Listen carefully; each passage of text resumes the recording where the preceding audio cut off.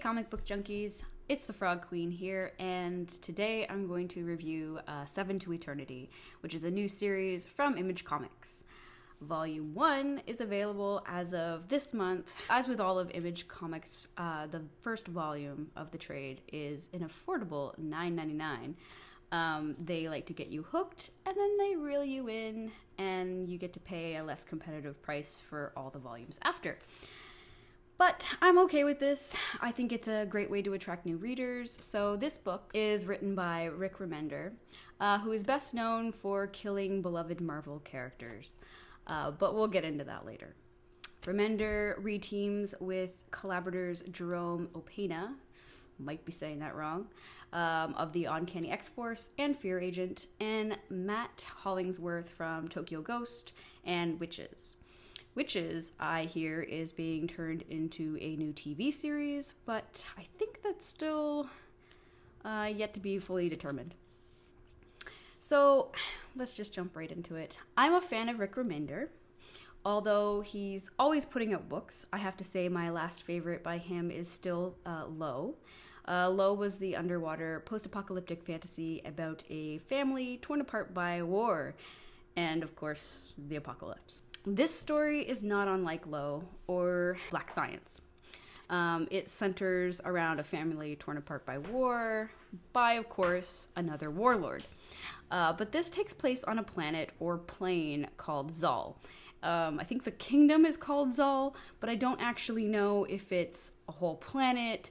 It's so wrapped up in magic and fantasy that it could be another plane of existence. So as when you follow a writer for a long time, you tend to pick up on their patterns. Makes me wonder if they ever see the actual patterns themselves. However, although with Low and Black Science we see much of the family members, the first 4 issues of Seven to Eternity focuses on Adam Osidis. He's the son of a great male patriarch who basically fucked over the family name.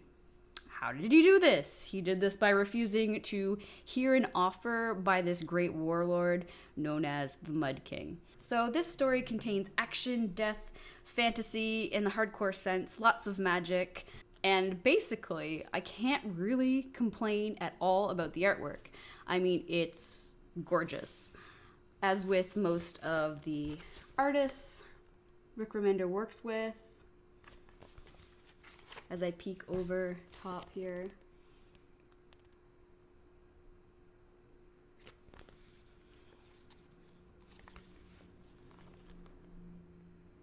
You can see he's got a lot of the same kind of themes going on as with Low.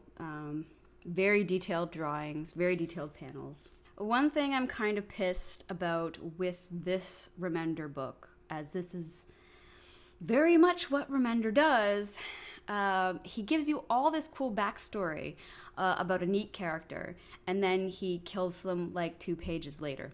That's what happened here in this book, and I won't tell you who he kills off because that'll just spoil it for you, frankly. As my friend Ben says, he's an impatient George R. Martin, and I would have killed to see more of the character that he does bludgeon to death. I'm hoping they do come back to life. It is a fantasy. It's entirely possible. Sometimes Rick Remender's characters do end up coming back to life. Given Remender's track record and penchant for killing Marvel characters, I'm not hopeful, but, it could happen.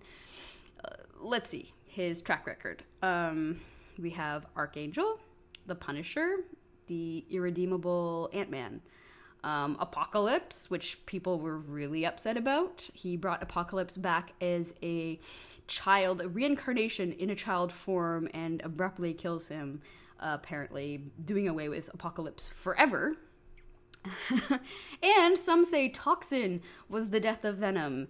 But honestly, is it no wonder he started Deadly Class? You'd think that after he did Deadly Class that perhaps he'd gotten out his kicks there, but no. After reading Low and then this, no, he still really likes killing off the cool characters. All in all, Seven to Eternity really doesn't get that interesting until the last issue in the trade. That's when you get to meet characters with more to offer than Adam Osidis, who, in my opinion, is a little dry. He's a really plain character. He has nothing to lose, so he throws himself and his life at a solution for, the sake of his family, and of course, it's futile. It's the other characters in this book who really saved the story for me. One of my favorite characters that you get to meet in the last issue is Patchwork. Super cool character. I also like the monkey. The people that Adam Osidis ends up banding together with in the rebellion are much more interesting than he is.